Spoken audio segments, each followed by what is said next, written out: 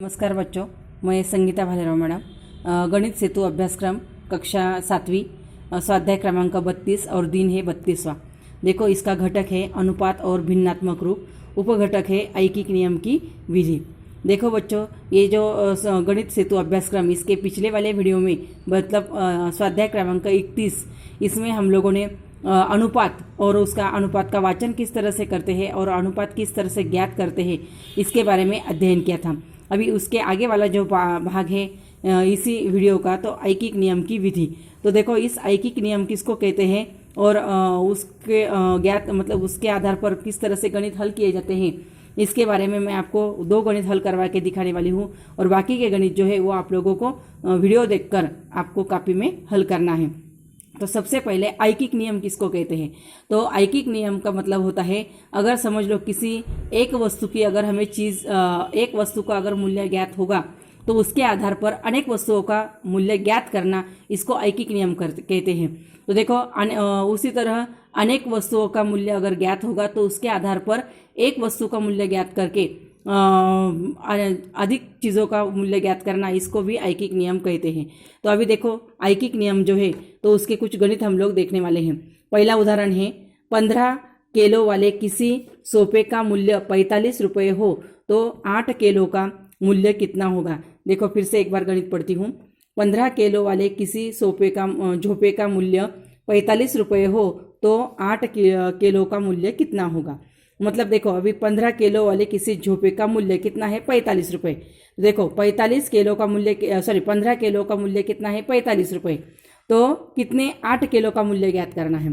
तो देखो, 15 किलो का मूल्य मालूम है, लेकिन इसके आधार पर हम लोग अभी 1 केले का मूल्य ज्ञात करेंगे। और 1 केले का मूल्य ज्ञात करने के लिए हमें क्या करना पड़ेगा? भाग की विधि करनी पड़ेगी। इसीलिए 15 किलो का मूल्य 45 रुपये, अतः 1 केले का मूल्य बराबर 45 भागे 15। तो देखो, यहाँ पर 45 भागे 15 मतलब 15 के पहाड़े में 45 आते हैं। इसीलिए 15 एकम 15, 15 दूना 30, 15 तिया 45, यानी कितने रुपए हो गए? 3 रुपये। मतलब 1 केले का मूल्य कितना है? 3 रुपये। तो ऐसे कितने केले खरीदने हैं? 8 केले। तो इसीलिए इस आधार पर 8 किलो का मूल्य बराबर 8 गुना 3। 1 केले का मूल्य 3 रुपये, तो 8 किलो का कितना? इसलिए 8 गुना 3 यानी 8 तिया 24 रुपये। तो इस तरह से हमें ये गणित हल किया। दूसरा गणित है, 10 फूलों वाले किसी गुच्छे का मूल्य 25 रुपये हो तो 4 फूलों का मूल्य कितना होगा। देखो, 10 फूलों वाले किसी गुच्छे का मूल्य 25 रुपये हो तो 4 फूलों का मूल्य कितना होगा। अभी यहाँ पर 10 फूलों का मूल्य कितना है? 25 रुपये। तो इसके आधार पर हम लोग 1 फूल का मूल्य ज्ञात करेंगे। तो 1 फूल का मूल्य ज्ञात करने के लिए हमें 25 भागे 10 करने पड़ेंगे, यानी 25 के भागे 10 किया। तो देखो, यहाँ पर 25 भागे 10 यानी 10 से 25 को भाग करना है। देखो, 10 दूना 20, 25 में से 20 घटता है तो 5, दशमलव चिन्ह दे दिया, ऊपर से ले लिया, दशमलव चिन्ह का एक शून्य, तो इसीलिए यहाँ पर हो गए 50। 10 पाँचे 50, कितने हो गए? 2.5 यानी 2.50 रुपये, यानी 2.5 रुपये। अभी देखो, 1 फूल का मूल्य कितना है? 2.50 रुपये। तो 4 फूलों का मूल्य कितना है? तो इसीलिए 4 फूलों का मूल्य बराबर 2.50 गुना 4। तो देखो, 4 से इस 2.50 को गुना किया तो उत्तर आ गया 10.00 रुपये, यानी 10 रुपये। तो इस तरह से हमने ये दोनों गणित जो है वो हल किए हैं। तो ये दोनों गणित जो है वो आप लोगों को अच्छी तरह से समझ लेना है और इसके आधार पर आपको जो नीचे 2 गणित दिए हैं, 2 या 3 गणित, वो आपको हल करना है। तो देखो, उसमें प्रश्न पहला दिया है, 20 मीटर कपड़े का मूल्य 3600 रुपये हो तो 16 मीटर कपड़े का मूल्य कितना होगा। तो इसके लिए भी आप लोगों को पहले क्या करना पड़ेगा?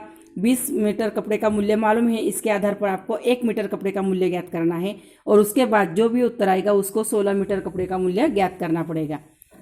दूसरा है, 10 किलोग्राम चावल का मूल्य रुपये 325 हो तो 8 किलोग्राम चावल का मूल्य कितना ज्ञात करो। अभी यहाँ पर भी 10 किलोग्राम चावल का मूल्य मालूम है आपको 325 रुपये। तो फिर इसके आधार पर आप 1 किलो चावल का मूल्य ज्ञात करो और उसके आधार पर 8 किलोग्राम चावल का मूल्य गुना की विधि से ज्ञात करो। तीसरा है, 14 कुर्सियों का मूल्य रुपये 5,992 रुपये है तो 12 कुर्सियों के लिए कितने रुपए चुकाने पड़ेंगे। फिर यहाँ पर भी उसी तरह है, मतलब आपको यहाँ पर 14 कुर्सियों का मूल्य मालूम है, इसके आधार पर एक कुर्सी का मूल्य ज्ञात करो और फिर उसके बाद जो उत्तर आएगा उसको 12 से गुना करो, यानी वो रहेगा 12 कुर्सियों का मूल्य।